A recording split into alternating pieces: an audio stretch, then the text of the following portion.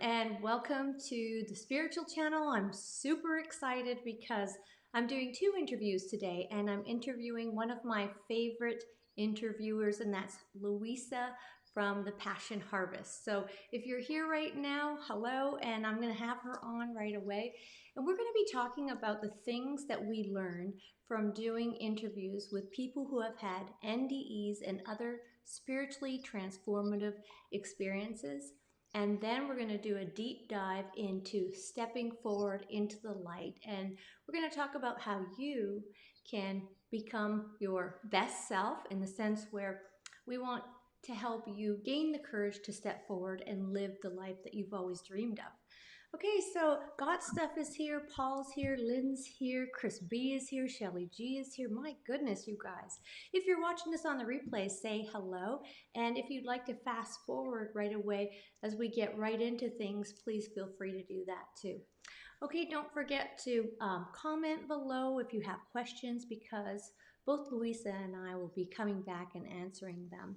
And one final reminder is that tomorrow on Sunday, I'm going to be speaking at the Near Death Experience Summit, so don't miss me tomorrow afternoon. The event is free.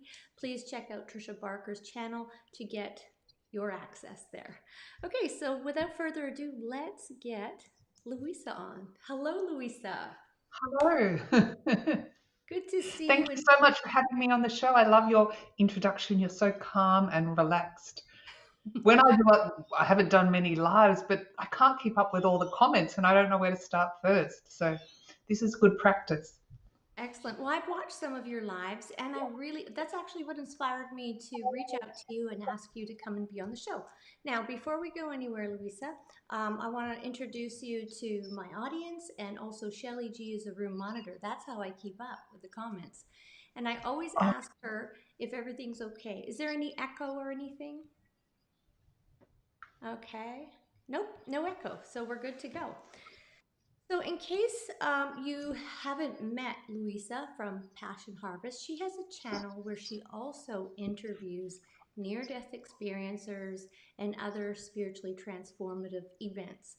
And I thought it would be really cool if her and I kind of just shared an open discussion. This is the first time we've ever met. I feel like I know her, but it's the first time we've me met. too. Yeah. And I feel like we probably have some really interesting insights from interviewing these people that has changed our life and then would benefit the people. What do you think? Yes, absolutely. Um, Certainly, it's certainly changed my life. I'm so grateful having the opportunity to interview so many people that have transitioned to the non-physical and returned to tell their story. Hmm. Well, something interesting. I wore green today because I've seen you wear pink and red all the time, and now you've gone and worn purple. I Oh thought no, you. I've thrown them off. I'm sorry. No problem. It's I'm morning just here, so I opened the cupboard and didn't have time to think about it. So, in case you don't know, Luisa's in Australia and it's in the morning, and I'm in North America, Western North America, and we're getting into the afternoon. So, we really went and took some time to coordinate it. Thank you for the link, by the way, Luisa, with all the time changes. I want to read out some of the comments before we get into it, if you don't mind. And if you have a question right now, go ahead and post it. And then again, we'll check into the chat closer to the middle and at the end. Okay, so 3 times we'll check it. So Shelly's from Colorado, Crispy's from San Francisco, Paul is from Albuquerque. Wow, we've got people from all over the place here. And they're all saying hello. Sweet dreams, Hello. Gabriella. Hello, yeah. And there's Gabriella K. All right, we'll give them some time to ask some questions. And I don't know about you, Luisa, but I do this so much that I almost love this better than doing the recorded ones, so that I don't have to do all the editing and it's more spontaneous. How about you? I've only done a few lives, but yes, I completely agree with the editing. It's just there and it's done. And um, yeah, look, anything's an experience. And I think, fundamentally what we're talking about, love and fear today as well. And I used to be afraid of doing a live event, thinking, what if I make a mistake or what if I say the wrong thing? But I always now embrace I'm not afraid, but embrace any fears, realizing that they're paper tigers. Yeah, So, it's yes. what a great expression, paper tigers. I like that. Okay, so I guess I'll dive in and start, and then since you're my guest, I'll break the ice for us. I found that I didn't expect the spiritual evolution that occurred when I started hearing all of these different stories. I thought that I had heard a lot of stories and that I kind of was um, immune to like some kind of transformation. After you've heard one, two, three, four, five, like I have heard at least 100 before I became an interviewer. But when I actually got to meet the people and listen to their stories and the sincerity, it really moved my heart. And I realized that without a shadow of a doubt, that they're telling their truth. And that really moved me. How about you? Oh, you're getting teary. That's so Oh, sweet. I always do. Well,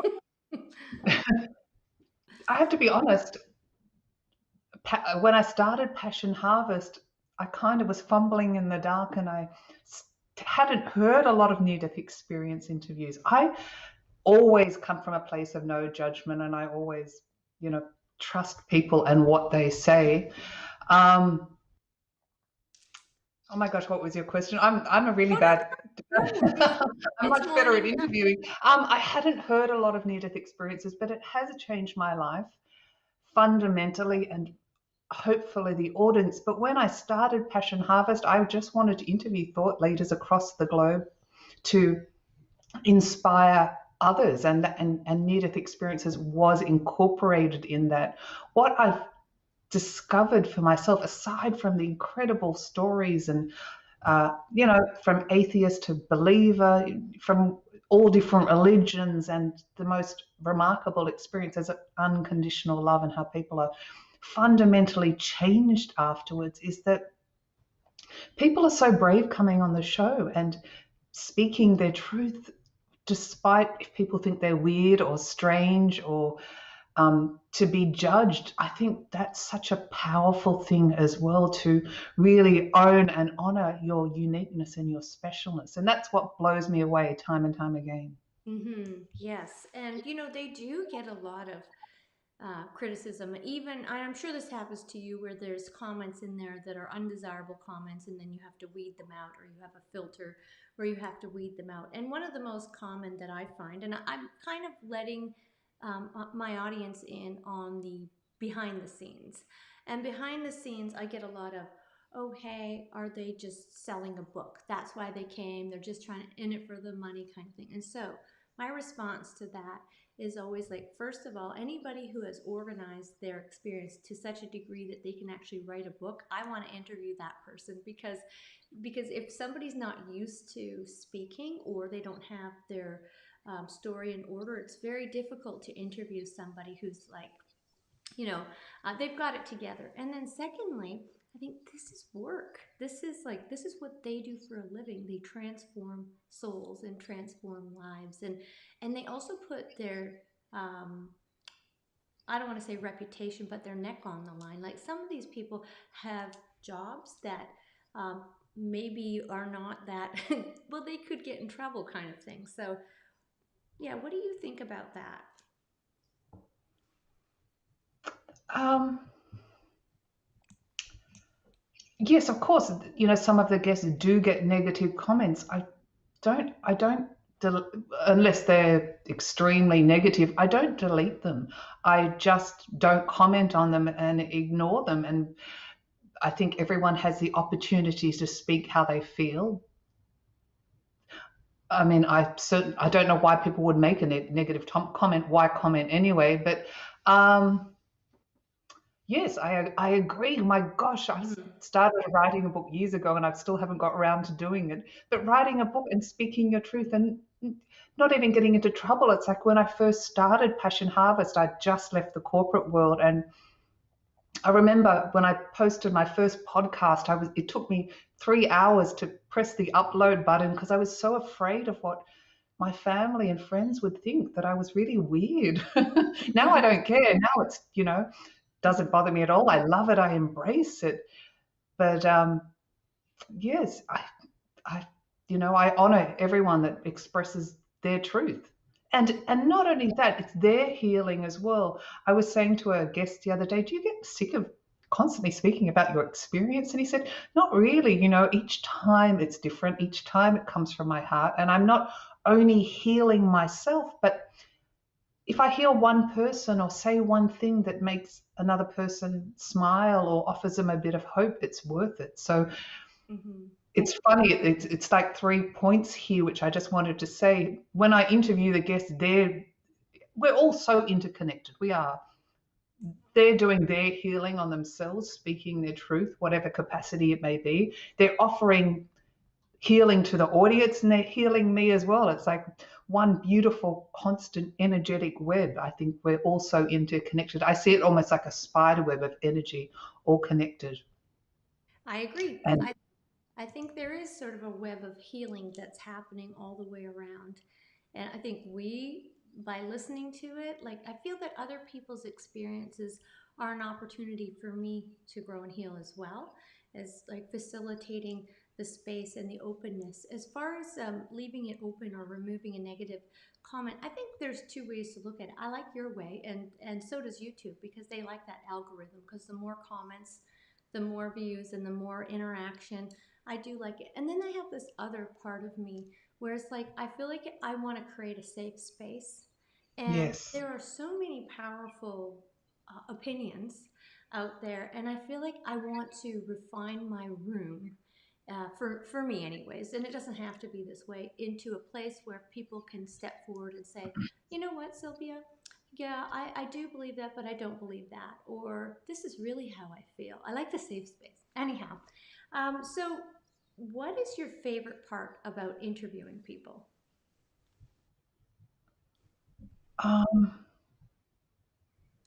oh my gosh, these are good questions. What's my favorite part? I guess I mean, on a daily basis, we have our normal people that we talk with and things, but I can't believe my life that I get to speak to people that are interesting, people that have commonalities, people that are curious, that have experienced incredible things, but you could call it evolving spiritually or a desire to evolve spiritually.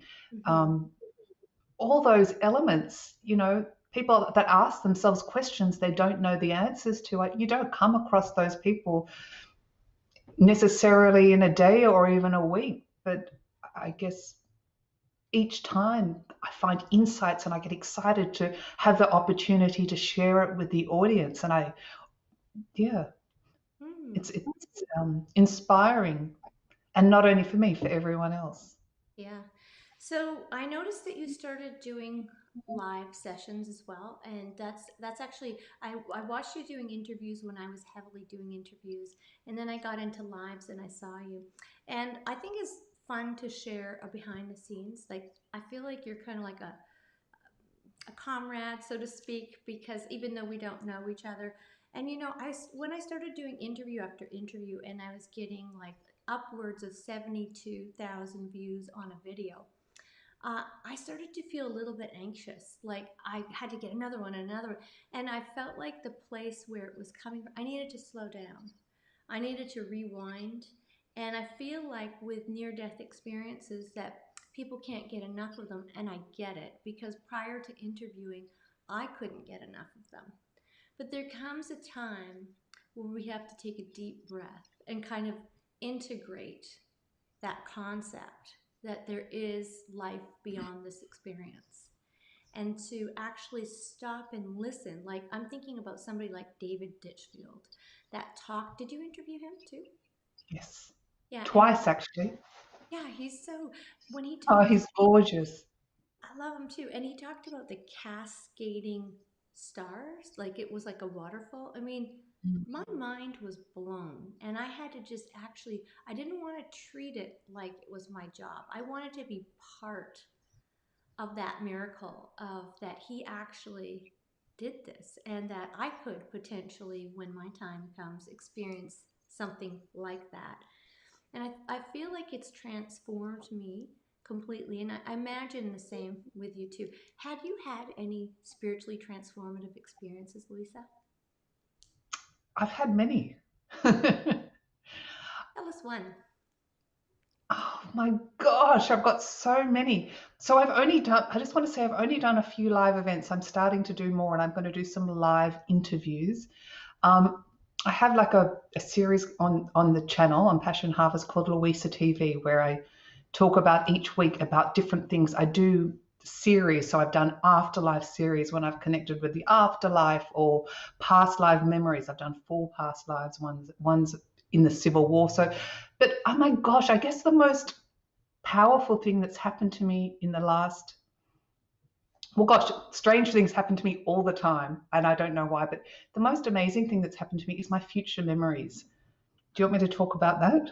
Please do. I love it. And just before you do, Um, Luisa, I want to promote your channel for a moment and let people know I'll be on Luisa's channel July 31st, and you can find all these different little videos that we're talking about that Luisa did on her channel, Passion Harvest. Go ahead. that's next weekend you're coming on. That's exciting. Very exciting. I can't wait to talk about what I'm going to talk about. Anyways, I want to hear about your most powerful experience. Well, again, it goes into the 2 columns, love and fear.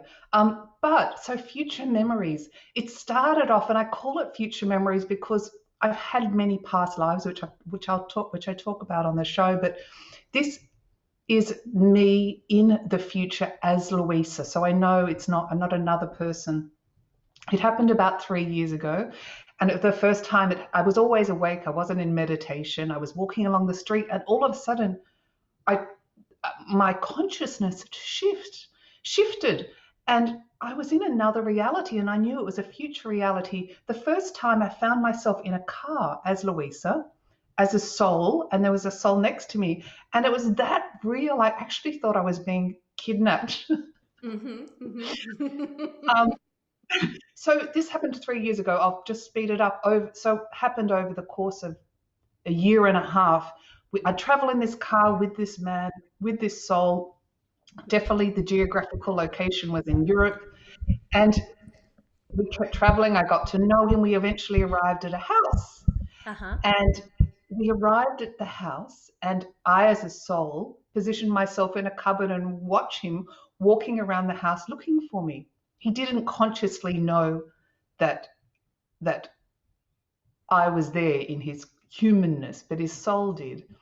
And then one day we locked eyes as soul, and then I knew he would come and find me in this life as Luisa. Wow. I couldn't choose to be transported to these events. It happened in seconds. When I'm sending emails, I was literally in another reality. And um, for the next 6 months, I'd be Mm-hmm. transported to him. He'd be sleeping in bed, and I'd kiss him on the cheek, and I called him Edward, and I said, Edward, come and find me. I'm in Sydney. I don't know how I'm ever going to find you. And I think I told one person, they thought I was a little bit weird, but it was so real. And a year and a half ago, I got an email. We get lots of emails. I'm sure you do as well. Yep. Some man said, I'm an ex hedge funds manager from Wall Street, and I'd love to do a Zoom. I think, I think I can help you on your quest. And I thought, that's so rude to think I'm on a quest. And how can you help me anyway? But I believe in synchronicities, and I'd just done an interview with Diana Durham, which is the Mm-hmm. quest for the Holy Grail, which is about universal truths, fundamental meaning of it all, which is love. And I thought, you know what, I'm Mm-hmm. just going to meet. And that night, I didn't sleep all night, and the next day I woke up and I thought, what's wrong? Should I not meet with this man? Why would I want to anyway? I'm really busy at the moment. And I Mm-hmm. asked myself the question, the most silly questions of all. I said, is this Edward, the man I'd been visiting for the last year and a half? And it kept coming back as yes. Wow. And I couldn't believe it. I think I said, oh my God. So we'd agreed to meet on Zoom. We'd agreed to meet on Zoom a week later, and he apparently could help me with my quest, whatever quest I was on. And I remember that day I had 2 choices. I could choose love or I could choose fear. I could tell him about my experiences and that he was Edward, and he could think I was an absolute weirdo, cuckoo, crazy person, Mm-hmm. or I could not tell him. And I thought, how could I be a passion ambassador and not speak my truth? I could stay fearful and it would be safe, or I could be vulnerable and lay my heart bare. And so we had the Zoom and we had the conversation, and I told him, I said, this might sound a bit strange, but I've known you for a year and a half. And he said that was the most amazing thing anyone's ever told me. And that was a year and a half ago. And we've been speaking for a year and a half on the phone as friends, Yeah. And I'm going to visit him in France in 3 weeks. Wow. So we'll have to hear the continuation of how it goes. I'm a So, little bit nervous, but yeah. we're very good friends. So we'll just see what happens. That's exciting. So if I understand this correctly, Mm. you dreamt of him before it happened, or you had an experience where were you in meditation or dreams? No, it wasn't in meditation. It was in my daily walking life. I could be walking down the street. I could be sending an email. And there's no concept of time in this other side. It's part, I believe everything that's always occurred. I don't believe in the concept of time. It's just Mm-hmm. a construct we place on our reality. I was awake and it would just happen and I was there. One moment I was there in my future self as Louisa, and then I'd be back as Louisa. And so, yes, you could call it dreaming. I had future visions, future memories, much like remembering the past. We can remember the future. Cool. So I don't know if you've ever watched my show, and maybe you've just sort of seen it go by in a thumbnail, but I believe that the reason why those things come to pass is that we actually generate those experiences and then project them out to the universe. So I have no problem believing what you're saying, and I feel that we, in part, create scenarios, situations, and relationships even prior to. So you could dip in, you're the type of person who can dip into the past, the future, because your consciousness, I believe, is fluid. So you allow yourself, you don't have a lot of limiting beliefs, probably in part due to your nature and probably in part due to the types of conversations that you have from day to day. But I imagine that you're like able to just sort of experience those things probably more so than, say, the average person. Okay, we're getting a lot of people saying things to us that you two are my favorite ladies. I learned so much from you guys, and Oh, this, yeah, it was really nice. So, thank you guys for posting all those things. I feel this very same way about Louisa. I know how hard it is, and I actually want to shift gears for a moment. We are two regular girls who have decided to follow our passion. You even named your channel the Passion Harvest so that we could create a platform where we could talk about things that are not commonly talked about, considering the vast array of what's on YouTube. And I commend you, Louisa, for putting yourself out there and being vulnerable and talking about things that I feel, I mean, everything matters, but I think this really matters in people's lives that we have these kinds of conversations. well, Sylvia, I think you're amazing. So really, I just, again, I feel like a kinship, a connection. It was very strange that I know when we connected on social media, and I just knew that we'd be collaborating in some way together. I mean, even coming on the show today, I just felt so comfortable with you. You're so calm and relaxed, and so Thank you. thank you for being such a light worker in the world and offering such hope to so many. So, what would you say to people who are watching who would like to step forward in their truth? So, they're watching us, they're being inspired, and they would like to take steps towards self actualization, self realization. Maybe they've had some experiences. What are some suggestions that you or I could make for them to start moving in that direction? Uh, Okay, so there's so many elements here. I've got so much information to say about this. I'm just wondering where to Go ahead. start. Feel free. Um, You can give some, part, all. Well, I would also say, don't worry what other people think. I always say the most important words or the most important thoughts in the universe are the ones you say to yourself. What Hmm. would you like to do without worrying what other people think? What if you didn't have fear? Imagine what you could achieve, what you could do, the constraints. Sometimes we don't even realize the societal constraints or our cultural constraints or our family constraints that stop us from being our true authentic selves, that stop us from our specialness and our uniqueness. And when we realize that we can do or be or have anything, we really are incredible beings. I like to say often that anything is possible and everything is probable. And if you do believe that, get ready for miracles to happen in your life. Hmm. And you know what? I feel like ooh, I might be a bit loud on there. See, I wanted to make sure that my volume wasn't too high, so I'm not echoing on Luisa's. Anyways, so when you step forward and take action is when those miracles start happening. It's not that miracles can't happen before, but it's when you step forward. But I think sometimes as humans, we want the miracles to happen first, and then we want to take that step, you know? And that's why it requires, this is something I learned in the past 2 years, is that when you step forward and into yourself, that's when you're growing, that's when you discover your purpose, that's taking that action, the sort of unperfect or imperfect action towards something. Like, can you remember a first interview or two that you did? You probably Oh don't my even. God, it was so terrible. It was so embarrassing. I feel so sorry for them. Yes.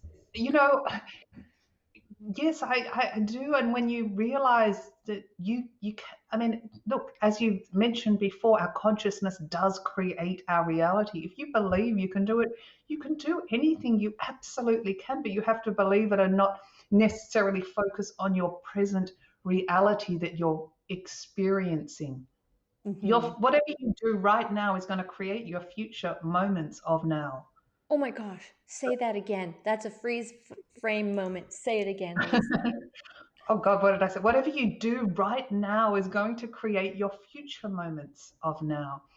A Yes. big thing that happened for me is I was in a very unhealthy relationship for a long time, and I realized that I was not a victim. It's easy to blame circumstance as event, our external landscape for what's happening to us. But I do believe that, you can call it the law of attraction or the law of projection. We're not victims, and when we take responsibility for our life, everything can change. I realized that, God, if I created this, well, I can uncreate it as well. And that's what I did. And major shifts happened when I took responsibility for my life and not, we give away our power when whatever situation it is, when we when we rely on something external to make us happy or to please us, to bring us joy, whether it's a career, a relationship, a holiday, it gives away our power. Our true power is found within us. Girl, you're talking my language. That's exactly how I feel. I mean, yes, yes, and yes. And the word responsibility used to be like, I don't know how I felt about that word, but now I love that word because responsibility to me equals empowerment in the sense where, well, if I'm responsible for my health, my relationships, my circumstances, my life, everything I see outside me, the reflection of the universe, this is cool because I'm the driver, which means that I can choose anything I want. It's so true. And I mean, gosh, relationships are such a wonderful mirror. People often ask me, how do I find I think I did a series on love. How do I find true love? And I always say something along the lines of write a list of everything you want in love and become that list. That's so good. That's so good. So I feel that in this particular topic, we are at different ends of the spectrum. So you are stepping into love and being love, right? And you're going to meet Edward, and it's going to be wonderful. I hope to hear about what happens. And you've met Edward even before. You felt his As a consciousness and his soul, being. I've never met him physically because of the travel restrictions.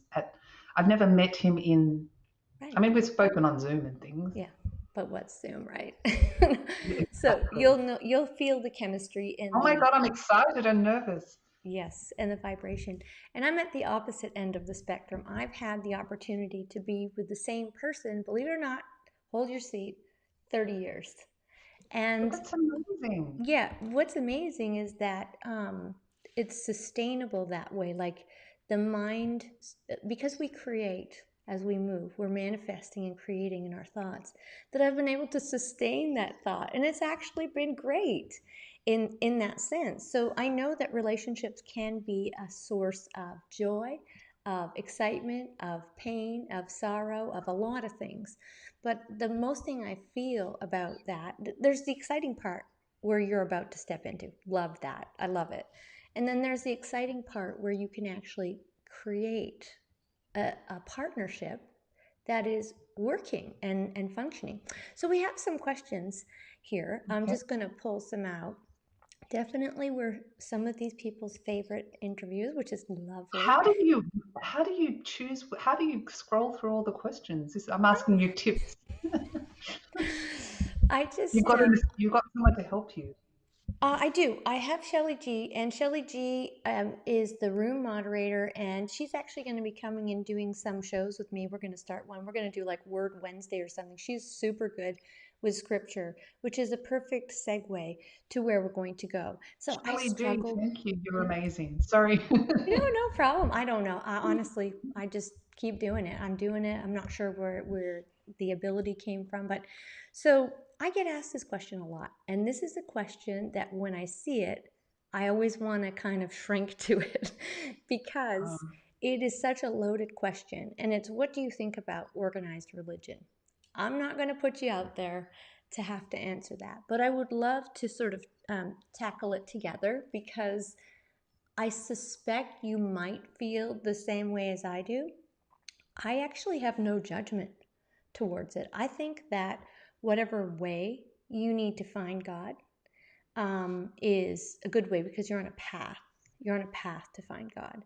And just like we start to take imperfect action in life, I feel that stepping forward and seeking is the most important. But on the flip side, I I'm gonna be real honest. I feel like I don't want to be punished or treated as though I'm inadequate as a human being. I do believe that we were born in beautiful perfection with awesome the kingdom within, and I've had a dream about Jesus, which I'm going to talk on your show about. So yeah, people might that's think, well, you must be religious. If you're talking about Jesus, you must be religious. Well, I met him in my dream and I have a complete connection with it, but I can't say I subscribe to any specific religion. How about you? How do you feel about that when people ask you about organized well, you religion? just answered the question for me. I feel exactly the same as you. Look, again, I have no judgment. I feel, unfortunately, over the centuries, religion in some part has been misconstrued. Mhm. Again, it comes down to love and whatever way you can access and realize. And sometimes, it is the path of surrendering to a power far greater than you. Um, that, I do believe in some way we're all connected. We are part of the one creator. You can call it many names, God, source, the universe. There's many names to it. Yes, I do believe there is something higher than us.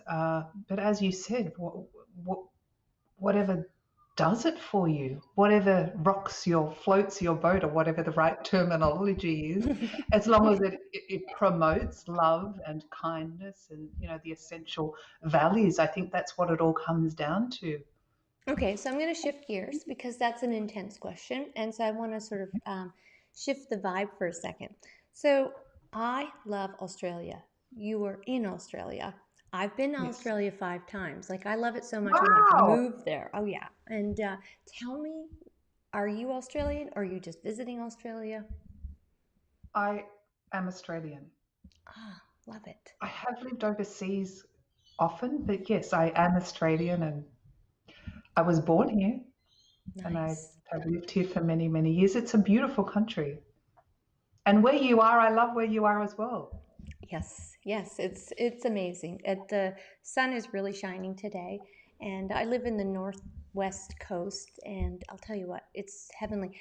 And Australia to me has a sister vibe of where I'm at. Like it depends on where you are in Australia, of course, but it has that sister vibe. I feel like it's so grand. Like nature just takes me, scoops me up, whether you're going into a real brisk wave or walking somewhere. I mean, nature is in command in Australia. 5 times, that's a lot. I like it. Nature's incredible. Yes, it's a relatively new country compared to, certainly compared to other countries. It's it's actually very big. Most of the interior of Australia is desert, and no one lives there. The majority of people live around the coast. It is a beautiful country. It's got a, I guess, it started off as a convict settlement for the British. No, I'm not saying nothing. You go ahead. that was, 200 plus years ago. Yes, yes, exactly. And I think that that's interesting. Well, you know what's interesting is that, yes, it did start off as a convict settlement, but when you think about America and all the rebellion and the rebellious people that started it, because basically they were separating, this is not a history class, guys, we'll just be here for a moment. But the type of people who came to America were the ones that didn't want to be part of the British or in France and so on and so forth. But they're rebels. And in Australia, they were the convicts, or at least that was in the times when, in the settlements, the early settlements. But those people and those personalities and that vibration is also very innovative. So if you're thinking about Australia, the type of spiritual vibration is innovation. There's a lot of really cool stuff happening there. If you go to a city like Melbourne or even Sydney, you feel the vibration as a town, not just as an one individual, but you can actually feel from town to town or city to city or country to country. People have gone there in their spirit because their spirit vibrates at the same rate. What do you think about that? Um, Gosh, you're very sensitive to the land. That's amazing. Love it. Yes, uh, there's two parts to this. Much like America, it's like going to a new world. You had to be tough, and there were so many challenges. And I think there's a tenacity and a deep value with going to uncharted territory. So I think inherently, in essence, Americans or Australians have that fight for freedom, fight for newness, fight for untraditional methodology and finding new things. Yes, I do find there are many high energetic points in Australia, and I also want to acknowledge the American Indians or the Indigenous culture. Mm-hmm. Um, Unfortunately, the same in Australia, they so often do get ignored and have Mm-hmm. suffered greatly as well. Yes, and so here in Canada we have something similar happening and a similar history, and I do feel that as well. Like I understand, it's almost like there's layer upon layer of sort of vibration. So I don't so much look at it, and this might be controversial, but I don't so much look at it like specific and separate Hmm. nationalities because I look, we reincarnate. I believe it. I don't come back as this person every time. I come back as a different. I mean, I want to spice it up and live experience. I want to see what it's like to be everything, right? So I feel like it's more of a vibration kinship of what has happened. And the thing I really admire about our Indigenous people here is that they were capable of living off the land and highly spiritual. Everything they did was through intuition, whether it was picking medicines for healing and health. Oh my gosh, I've got somebody on here that's really just. You know what? Can you take over for a moment? Because I'm just going to have to go and eliminate this person from the chat. Go ahead, Luisa. I can't even see the chats. Pardon? I can't see the chats. Oh, no, I can. Yeah. So you go ahead and I'll take care of that. Okay, so let me know what you think of what's happening in terms of the vibration of the people where you are at? Well, I think there's certainly a global vibration of fear at the moment. Um, Mm-hmm. in the world, I can sense it, I can feel it. There's always an energetic residue. You talk about the layers, so anything that has happened on the earth, on the land, Mm-hmm. in some layer, there is an energetic residue, whether it was a battle or simple things like someone's prayed at that particular point. I also am fascinated. One of my passions is earth energy lines, and particularly the emperor dragon lines, which I will be working on when I go to France as well. That's another Mm-hmm. part of my future memories. I think there's higher energetic points that can be actually, that are actually, I've had a Mm-hmm. few guests on the show that are actually mapped, and they're measured by their paces in the width, how big they are, from simple ley lines that there's hundreds of thousands all over the world, Mm-hmm. to the very rare emperor dragon lines. And those lines are like energetic highways or communication highways around the earth, and they cross at nodes, or they can be called vortexes at central points. There's quite a lot in the US, of two major ones, that dragon lines that cross the US. And what's interesting that they found when they've mapped these energetic lines, Mm-hmm. uh, is that they've always been, where the places across the nodes or the vortexes are places of worship, or cathedrals have been built there, as if the ancients knew that these were high energetic points. It says when you pray on these high points in certain Mm-hmm. cathedrals or very religious dwellings, that your prayers are, would I say, answered, or not more listened to, but there's a much higher frequency for a consciousness. And these energy lines also raise, their job is to flow energy and to raise human consciousness. Mm-hmm. So Mm-hmm. yes, that might even not answer your question. I do believe there's certain points on the earth that are energetic, but you're obviously very sensitive to the earth energies. Everything in essence is energy or vibration or sound. Oh my gosh, I love that. I agree 100%. As a matter of fact, I could share this here with you, but I feel that everything is composed of energy and that it is a manifestation of our ability to think. And whenever I see sad situations, because I am so sensitive, there's one side of me that just wants to stop, drop, and cry. I just see it and I can't even, you know what I mean? I'm like a highly Yeah. sensitive person, and I just get really dragged into the feeling like, oh my gosh, how could this ever have happened? And then I realize the moment I'm in, and I need to make a split change, and that heaven, or whatever you want to call it, you living your best life and making things happen, has to happen now. And it's on my time, and it's going to be created by me. And I can't go to that vibration. I want to make sure, and I know everybody has a different thing, but in order to self preservation, is that I need to maintain the highest vibration, and I can only take responsibility for the things that I manifest in this world, and I just keep wanting to manifest those good things, and hopefully everybody else can join along, because I mean, we're just all such beautiful people. We all deserve love. And yes, there are some people who are experiencing pain and who do those things, but I mean, I don't have the answers to everything. I'm just some little interviewer on YouTube, and I just do the best I can. I want to answer that, but can I just say the light? I'm just looking behind you. It looks like you've got a halo above your head, like an angel. Maybe you are an angel. Oh, I don't know. I don't know. Very interesting that you talk about that. We often think in our society, if we see someone in pain and suffering, and so many people are, and if you are, I'm so sorry, and it doesn't mean I'm not sympathetic, but we're taught that we have to almost come to their vibration or their level, because if not, we're not sympathetic.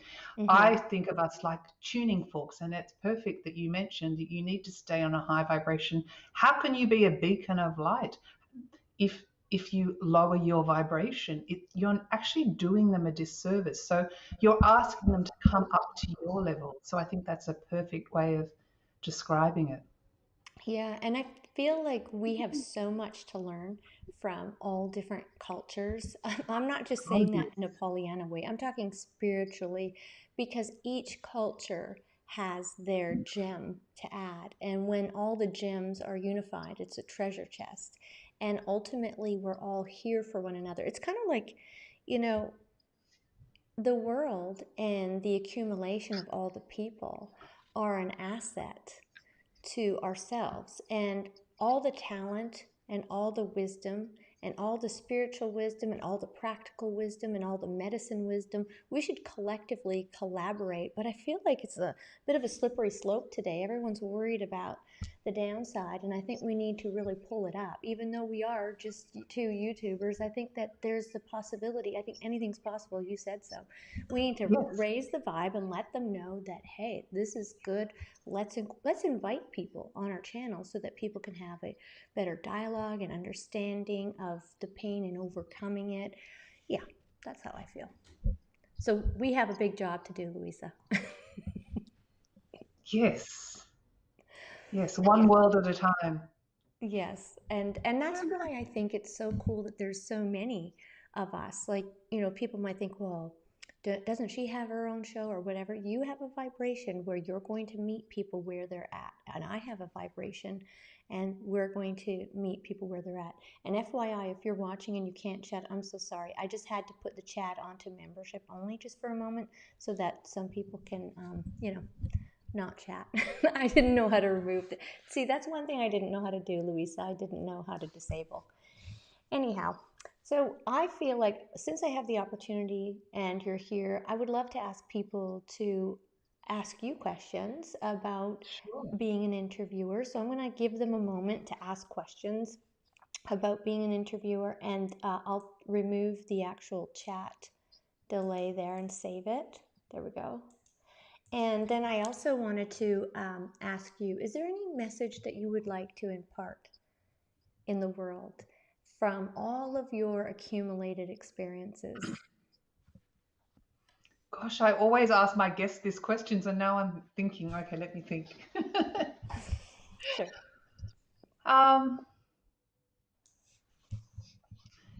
I think we've come here to be unique and special and to shine our light in the world and to follow our purpose. And our purpose doesn't have to be a world changing, life changing event. It can be the simple act of smiling at a child or giving someone a hug or offering hope to other people. People always ask me, how do I find my passion? And I say, be childlike and curious and do what feels good and don't worry what other people think.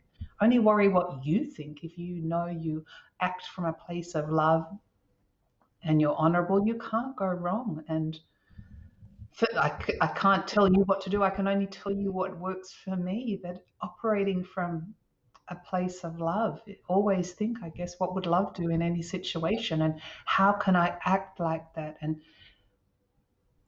do what feels good and do what feels right. And you deserve all the joy and all the gifts. And there's no doubt in this life that we will all, unfortunately, well, not unfortunately, experience sorrow and suffering. And at some point, we'll be down on our knees in hopelessness. Right. But, I'm but sorry. Go ahead. no, it's fine. But the spiritual thing to say is, well, we chose these experiences, and I have to say I agree with it, because if you can recycle the bad times, recycle the conflict and the contrast and the suffering into an opportunity for your soul's growth, I've found with myself that I've been rewarded exponentially when I've overcome my fear. It's almost like an initiation, and miracles and magic do occur in my life when I've done this. So don't, it's easy to say don't despair, but I have to say everything's going to be okay. And we are spiritual beings having a physical experience, and life is eternal. And, you Mm-hmm. know, Mm-hmm. it's not the Good. material possessions, it's not the external things, it's Yes, yes. what's inside of us. It's what we take with us. It's the special moments that we take with us, nothing else. Okay, I've got a good question here.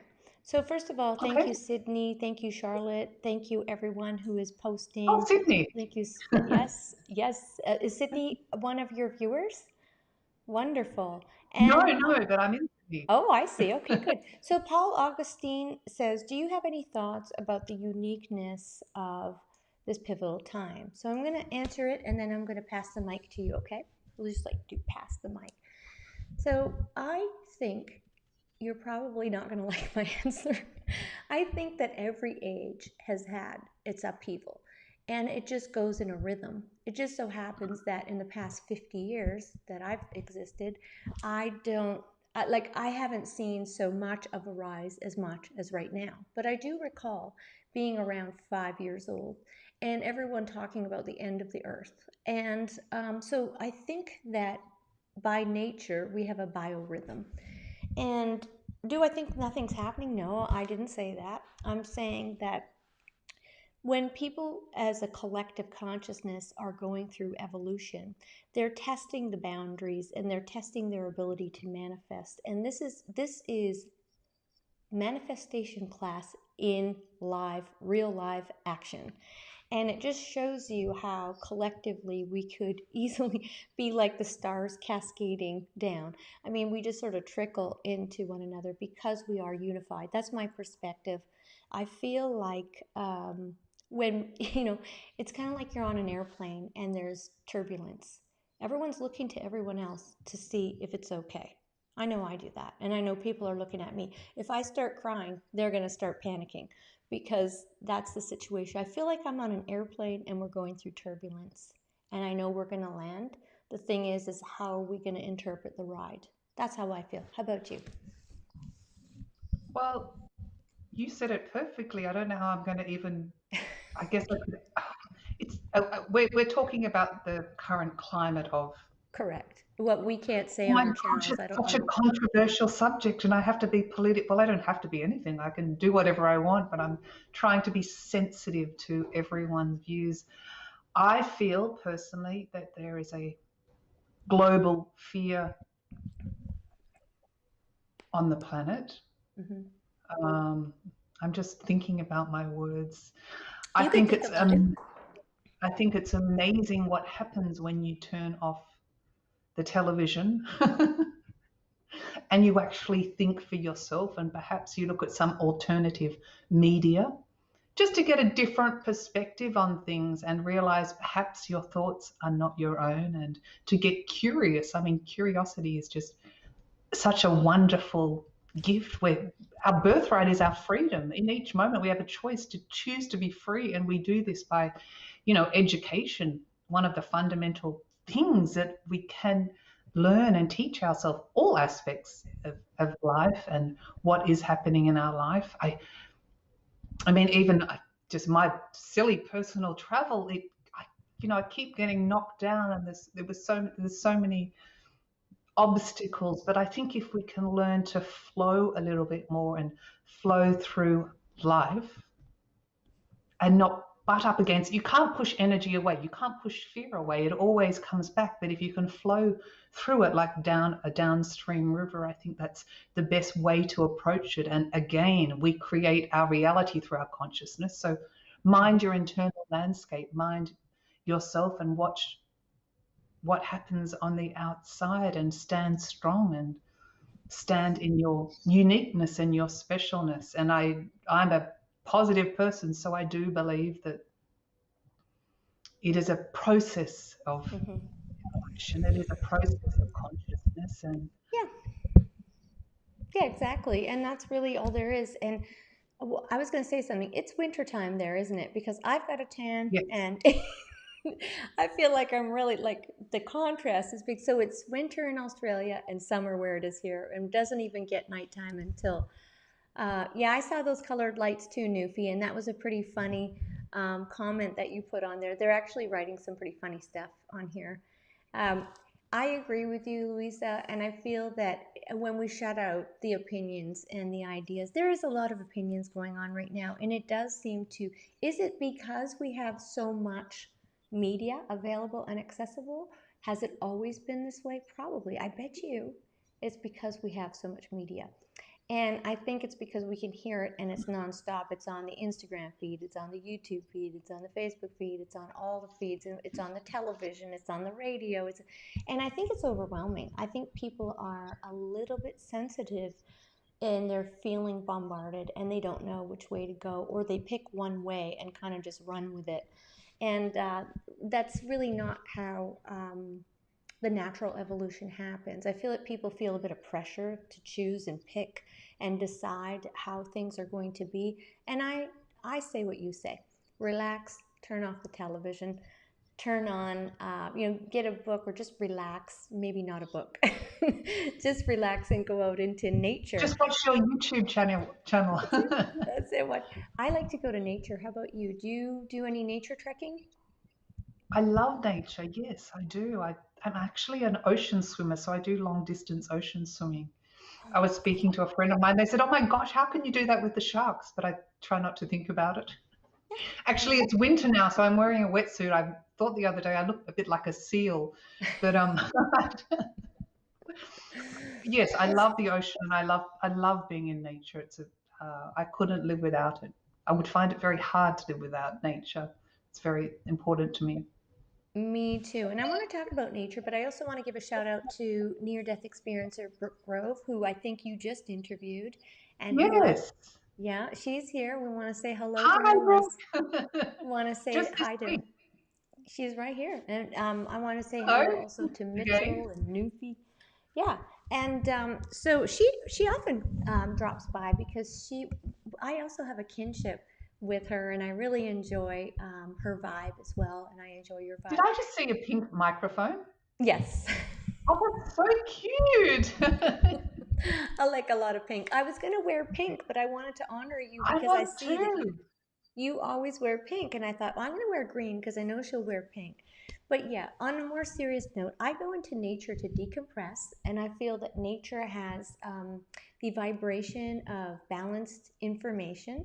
And I like the word information. So, not information, but information. And I feel like nature gets me back on track and into the flow. And I want to bring up a topic that I've never brought up before, but since you're here, I'd love to hear your thoughts about it. So I think that something like a tree that can live 200 and 500 and thousands of years old, that stays in one spot, that has their children around them, that provides oxygen for the earth and contributes, is just as alive as we are. And I feel that as human beings, one of the things we could do if we pull our attention away from the drama of what's happening is put our attention onto rebuilding, recreating all of the beauty that's around us rather than mindlessly running down the street with our heads like cut off. I think we need to stop. And that's where the indigenous traditions might be helpful for us to get back to things like the forest, the ocean, the vibration, the sort of that kind of thing. Like I love watching eagles. Is that like corny or what? I mean, I just, No, it's not. It's fantastic. yeah, just love it. So, what do you think about that?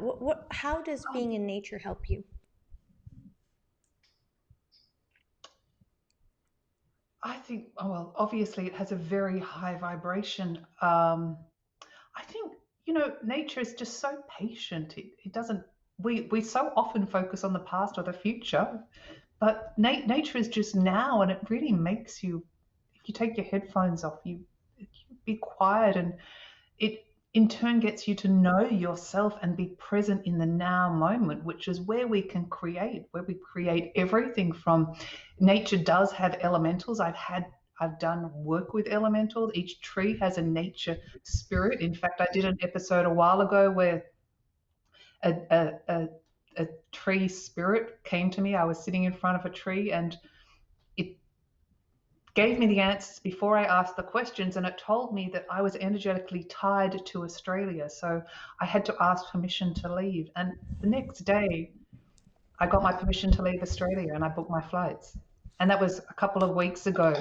I didn't know I was vibrationally tied to the land. So, I do believe in elementals and I do believe in tree spirits, but it really gets you very present. And if you can't get out in nature, and it's free, the best things in life are free.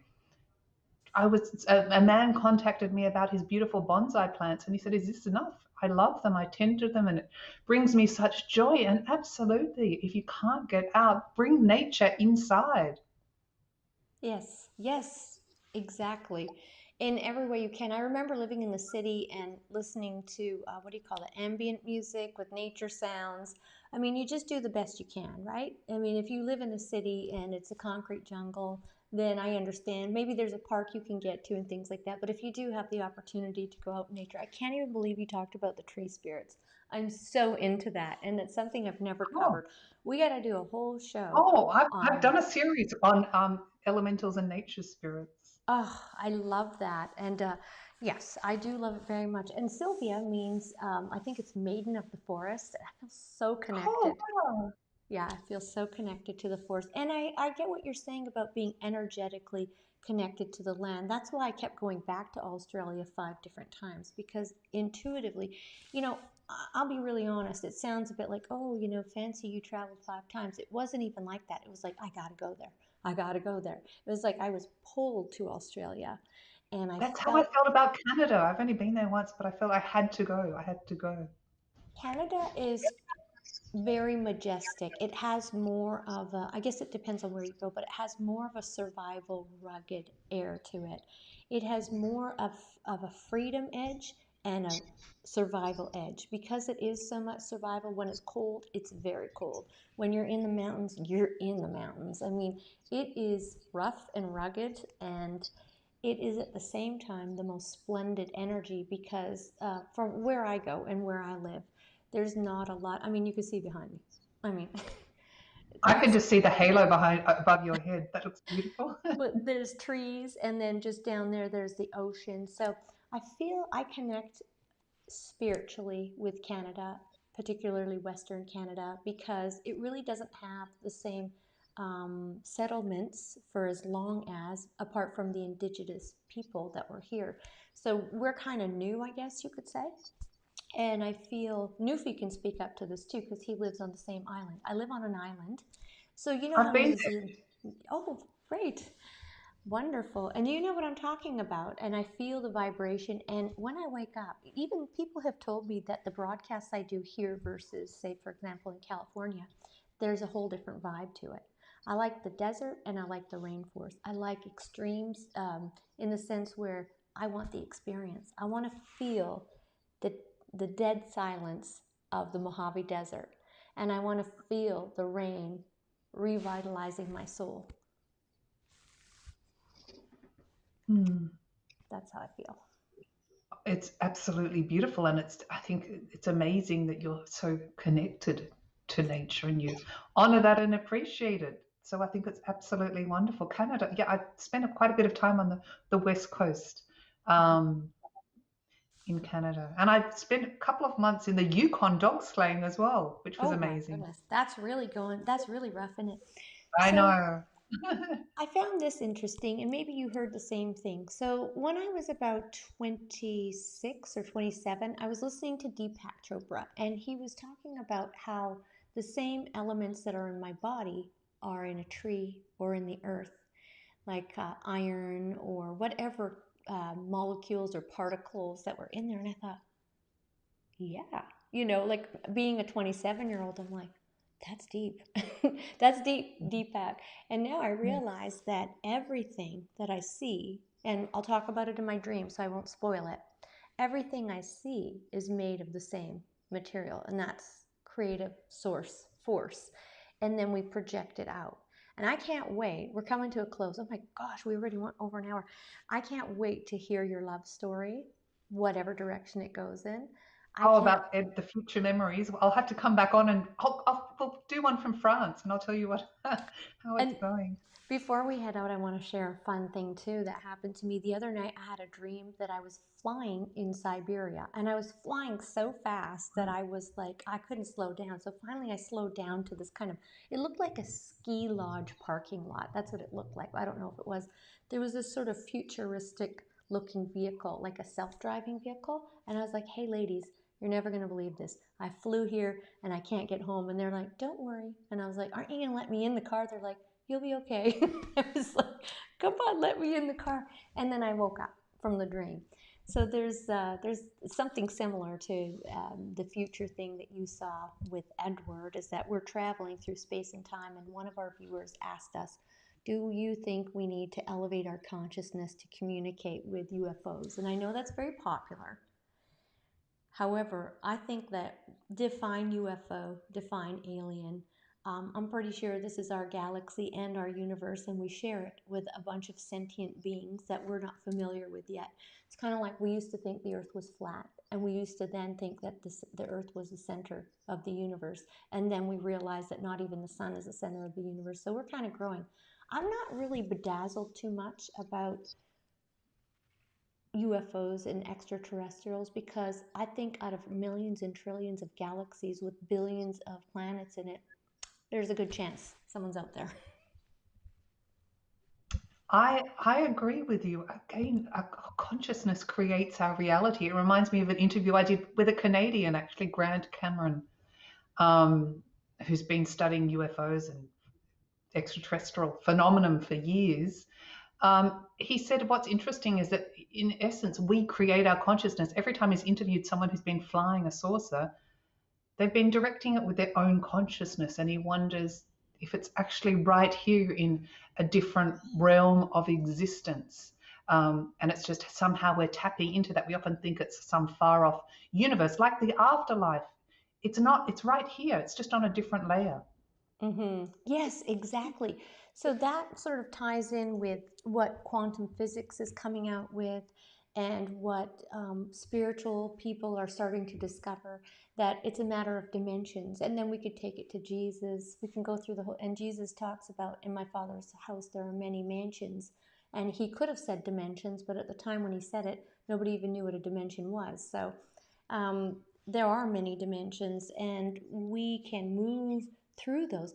I think that's way more exciting than worrying about any of the drama that's going on right now. I think that creation and the prospect of what we could potentially make, and I think that that makes us feel scared. We're like, I feel like we've got the holy grail, or a magic wand, and that we don't know what to do with it. We're just running around with this wand. It just reminded me of someone said something to me once, and they said, you know, you can push and force and create things in the physical world, but you can create so much more from the non-physical to the physical world. So whatever you believe in the non-physical, in your realm of thought, it can be created through scientific research time and time again in your physical world. So create from the non-physical. I have an idea. I will create some kind of retreat, a spiritual retreat. You can come and speak at it. We can go through the forest and talk about, how compelling would that be? Well, it is. And also, I always say to people, when you speak about things, so, you know, everything's first created in the realm of thought, the non-physical. But when you speak about things you want, when you speak about things you're passionate, or when you speak about things you're going to do or believe that you've done it, you're moving energy. So you're aligning with the probable events that you want to occur. So, Okay, and you just answered someone's question, because they said, what oh, does Luisa see in the future? I'll tell you what you see, exactly what she said. Whatever you think is your aligning for the future. And one of my, just a little bit of pet peeves, I'm admitting a lot of stuff. And I have struggled with saying pet peeves, because it's something that is that I feel like people look outside of themselves for the answers, when I know that they're coming from within. So whatever you want to happen is what's going to happen. And if you leave it in the empowerment of someone else, then that's going to happen too. well, someone else is going to give you what the best advice that's right for them, not the best advice that's right for you. But we are only human, so I mean, God, even I like to ask people sometimes. I What do just I go in the think? backyard. I ask my tree. I'm joking. I'm joking. But No, sometimes I I might. love that. Yeah. Whenever I have a question, which honestly, it happens sometimes, I'll dream about an answer. Or I go in the backyard, I'll meditate and the answer will come. Or, like you said, before you even got to the tree gave you the answer. And I feel Yeah. like, doesn't it feel good? Um, well, I think with practice, we practice all these things like going into the non-physical realm, manifesting, creating. We can talk about that another time. But, you know, even happiness, we have to learn to be happy. Unfortunately, I believe we're born with love, but we learn fear, but we have to practice all these things. Oh my gosh, I've lost my train of thought. That's okay. Um, I'll catch it for you. Here's the thing. We're born perfect and we're born an open yeah, slate, and then we move along. And collectively, this is a lesson for all of us. Collectively, we're imprinting on people, everybody. So our vibration and our responsibility towards our brothers and sisters in mankind, really our ultimate purpose, because you could say, what's my purpose in life in terms of my occupation or my job or what I should do, but our ultimate purpose is to live your best life filled with joy and happiness so that you can show people the blueprint. I absolutely agree. And it's not just acting that part, it's being that. So, like I always say, we talk about everything is in essence vibration and sound. So, you could say, I love you in 100 different ways, but when you mean it and feel it from your heart, it's very different. So, be that you want to be. Don't just act the part. Yeah, and it's scary sometimes too, isn't it, Luisa, when you come and you do something and you go on and you're gonna, have you ever felt that feeling like, I'm gonna say it today, I'm gonna drop it today, I'm gonna talk about it today? Do you ever get that little scared feeling like, oh my God, they're gonna write something, something? Do you ever feel that or no? Before I talk about something, Mm-hmm. oh my God, Yeah. all the time talking about my past lives, I was a nervous wreck thinking, oh my God, what are all the comments going to say? People are going to think I'm so weird, or I think that all the time. I'm human. Do you? I don't worry so much anymore what people think. Oh, that's the last thing I have to say. When you have a question, do what feels right. That's what works for me. Mm-hmm. Feel it in your heart. If there's two paths, which one feels better? Not which one you think you should do, not which one you think your family wants you to do. Which one feels right for you? Yeah. That's how I make a Well, I choice. think we could wrap it up there. We're going to see each other next weekend. And I'm hesitant to say which day because in Australia it's a different day, but it's on the 31st. Is it the 31st in Canada or in Australia? I think it's August. You can say both days. Australia, it's the 1st of August, and in the US, it's the 31st afternoon. I tell you what, if you enjoyed this show today and you want to see more, it would make us very happy if you would like, subscribe to both of our channels so that you can be notified and you can listen to what Luisa has to say and what I have to say. And also, that really helps our channel. So we really do appreciate it. Luisa, I want to say I love you. I know I just met you, but I just love your vibe. Love who you are, love what you're doing. And I am very keen on talking to you more about the earth elements. Amazing. And Sylvia, thank you so much. And I have to say, your audience are amazing. And trust Sylvia, she's amazing and she's curious and she's offering you such beautiful hope and joy and fun. And I just want to thank you for what you're doing in the world. So Thank you thank you too. so much. It's been Thank a you too. delight.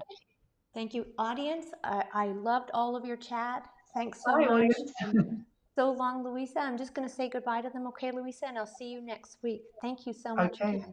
Thank you. Bye. It was lovely. Wasn't she amazing? I loved her, and thanks so much for being here, you guys. And thank you for all your comments and for experiencing it together. I'm always so proud when I come online and I have a guest because um, you guys make me feel like we have a community, and you guys make me feel like we're a momentum and a movement towards changing the vibration and transmuting the vibration into love. Each and every one of you, even if whatever you want to write there, you guys, you guys are awesome. Okay. Talk to you soon. And I'm going to get out of this hot room because I'll tell you, I didn't turn the aircon on in here because I didn't want it to make a bunch of noise. But you guys showed up strong. Thank you. Take care.